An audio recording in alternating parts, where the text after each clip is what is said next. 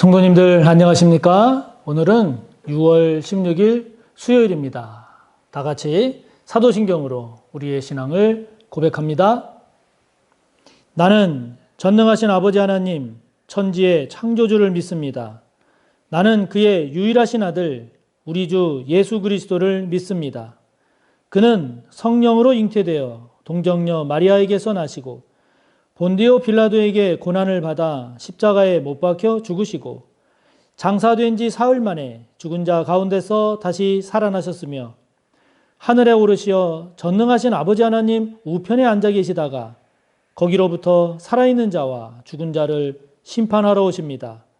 나는 성령을 믿으며 거룩한 공교회와 성도의 교제와 죄를 용서받는 것과 몸의 부활과 영생을 믿습니다. 아멘.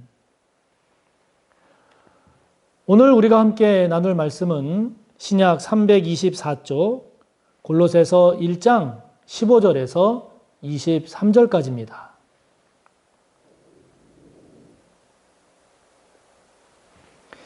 신약 성경 324쪽 골로새서 1장 15절에서 23절까지의 말씀 함께 봅니다.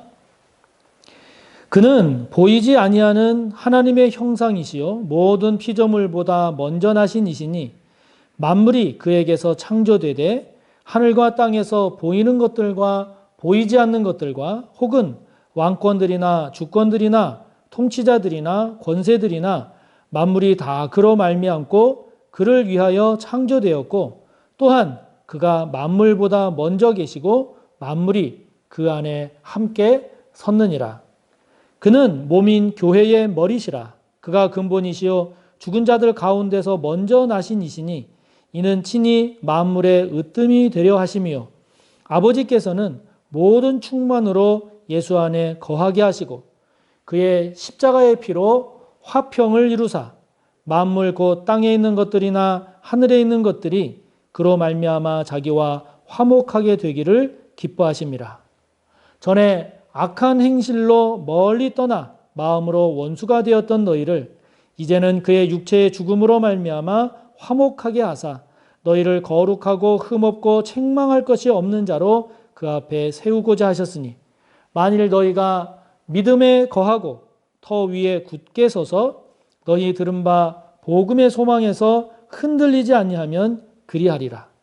이 복음은 천하 만민에게 전파된 바요 나 바울은 이 복음의 일꾼이 되었노라. 아멘. 골로새서를 시작하면서 이제 사도 바울이 골로새 교회 성도들에게 이제 첫 인사를 나누고 또 골로새 교회 성도들을 생각하면서 하나님께 감사한 그러한 감사를 전한 후에 이제 본론적인 내용이 이제 시작이 됩니다.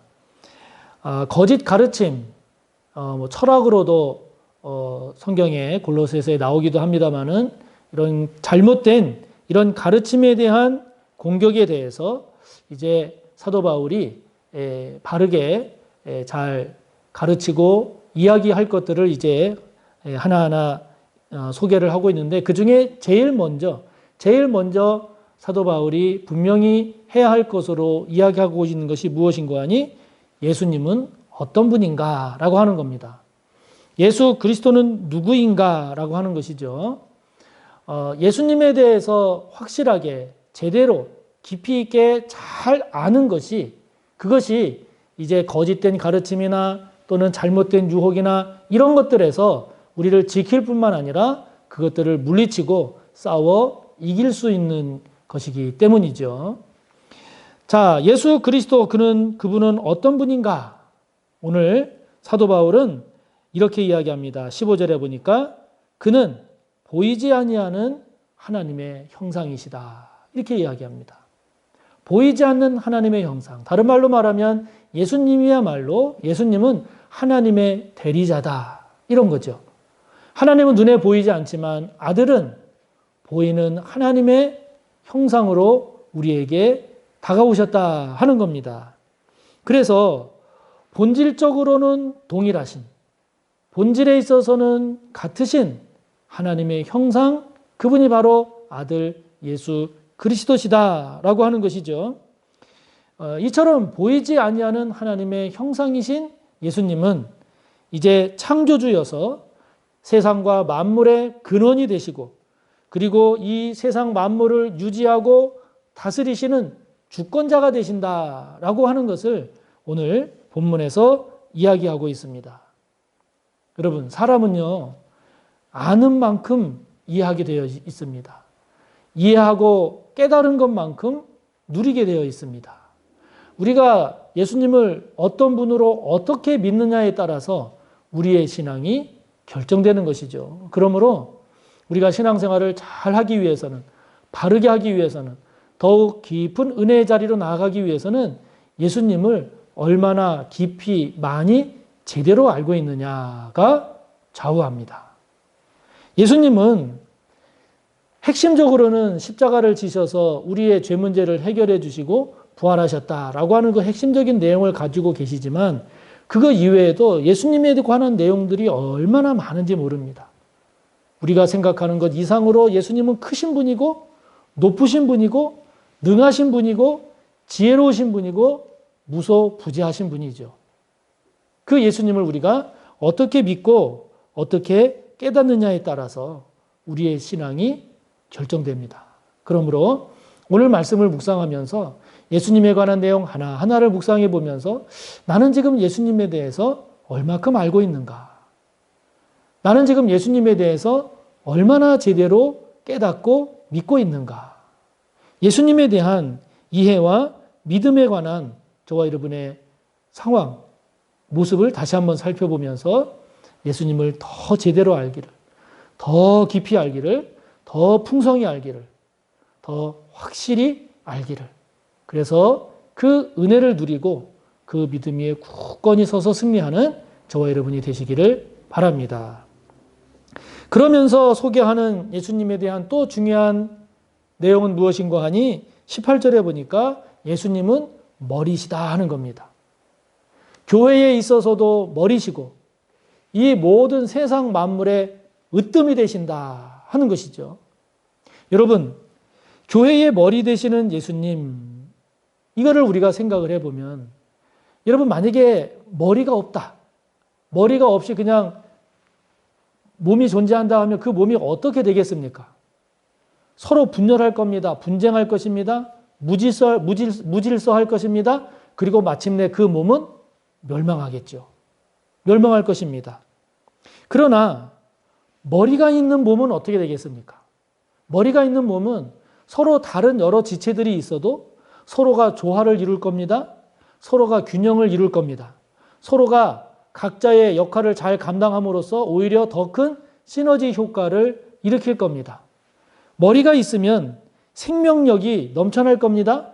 그리고 그 생명력으로 더 귀한 일을 잘 감당할 겁니다. 멸망하는 것이 아니라 더 성장할 것입니다.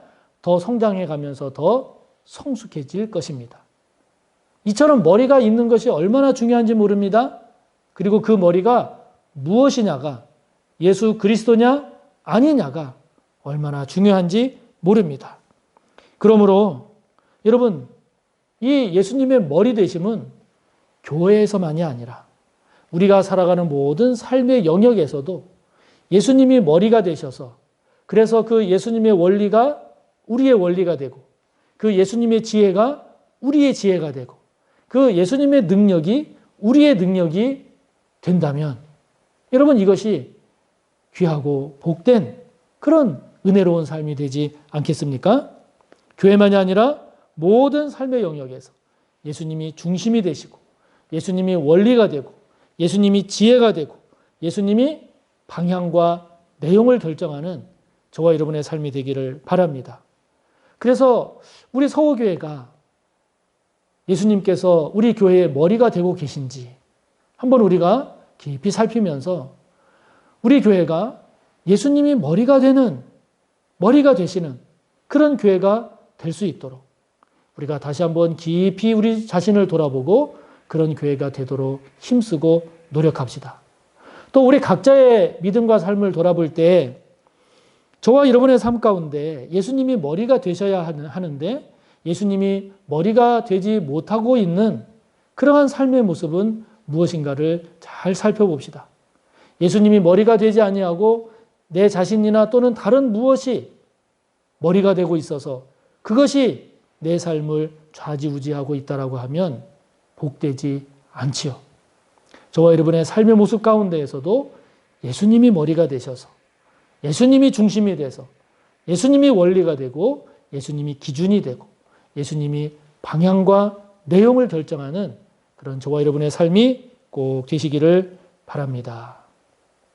그러면서 예수님에 대하여 또 중요한 사실 하나를 강조하고 있는데 그것은 무엇인고 하니 화목하게 하신 예수님이다 하는 겁니다. 화목하게 하신 예수님. 예수님은 22절의 말씀처럼 그의 육체의 죽음으로 말미암아 이 화목의 원리, 이 화목을 이루셨습니다. 십자가에서 당신의 육체를 내어드림으로 말미암아 십자가에서 당신의 육신의 생명을 우리의 죄 문제 해결을 위해서 내어주심으로 인해서 하나님과 우리 사이에 원수되었던 것을 화목하게 하시고 사람과 사람 사이에도 그 화목의 원리와 능력이 되시고 우리와 세상, 자연과 우리와의 그 모든 관계에 있어서도 화목하게 한 그 핵심적인 원리, 힘, 지혜 이것이 예수님께서 자신의 육체를 죽임으로 말미암아 이루신 화목, 십자가의 힘이요, 십자가의 원리요, 십자가의 지혜이죠. 여러분 이 십자가의 원리, 십자가의 지혜, 십자가의 능력이 정말 귀합니다.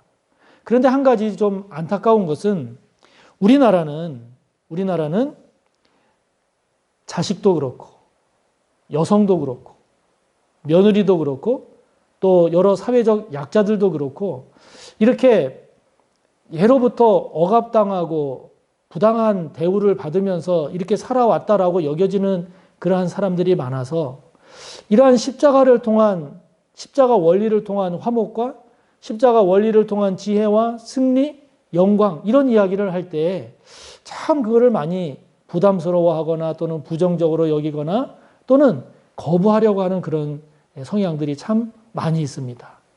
그렇잖아도 지금까지 힘겹게 살았고 지금까지도 참고 살았고 지금까지도 다 모든 것을 희생하며 살았는데 또 그래야 되나라고 하는 이러한 부분들이 이런 십자가의 원리를 우리가 이해하고 묵상하고 그것의 참된 능력을 읽으며 살아가는데 여러 가지 장애가 되기도 합니다. 그러나 예수님은 우리에게 그 십자가를 통해서 그 십자가가 다른 것이 아닌 다른 사람을 살리기 위한 우리의 죄 문제를 해결하기 위한 하나님과 우리 사이에 원수된 벽을 허물기 위한 우리와 사람 사이에 있어서도 진정한 화해의 길, 화목의 원리는 십자가의 정신, 십자가의 원리, 십자가의 지혜에 있음을 깨닫게 해주신 우리와 자연과의 관계에 있어서도 정복하고 쟁취하는 그 길이 아니라 섬기고 희생하고 나눔으로써 서로 화해를 이루고 화목을 이룬다는 이 십자가의 귀한 원리를 우리가 다시 한번 깊이 묵상하고 되새기는 가운데 주께서 이루신, 주님 스스로 이루신 이 십자가의 승리가 오늘 저와 여러분의 삶의 승리요, 또 믿음의 승리가 되시기를 바랍니다. 다 같이 주기도문으로 마치시고 또 오늘 함께 나눈 내용을 묵상하면서 여러분의 기도를 이어가시기 바랍니다. 하늘에 계신 우리 아버지, 아버지의 이름을 거룩하게 하시며 아버지의 나라가 오게 하시며 아버지의 뜻이 하늘에서와 같이 땅에서도 이루어지게 하소서. 오늘 우리에게 일용할 양식을 주시고 우리가 우리에게 잘못한 사람을 용서하여 준 것 같이 우리 죄를 용서하여 주시고 우리를 시험에 빠지지 않게 하시고 악에서 구하소서. 나라와 권능과 영광이 영원히 아버지의 것입니다. 아멘.